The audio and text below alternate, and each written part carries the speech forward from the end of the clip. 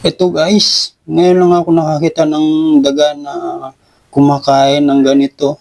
Kahit may leptospirosis sila, nakakatuwang panurin ang ganitong klaseng daga habang kumakain. Makikita natin ito kadalasan sa mga kabahayan o urban area na pag-alagala.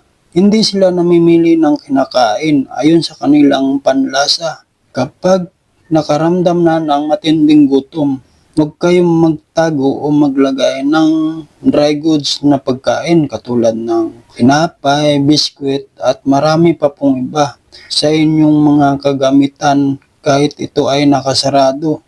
Dahil malakas ang kanilang pangamoy, mahirap puksain ang pagdami ng daga. Para makontrol natin ang pagdami nila, gumamit po tayo ng bitag. Ang iba naman po, gumagamit ng lason. Okay guys, mag-ingat na lang po tayo sa leptospirosis sa tuwing may baha dahil matindi ang sakit na dulot nito. Okay guys, hanggang sa muli. Bye-bye.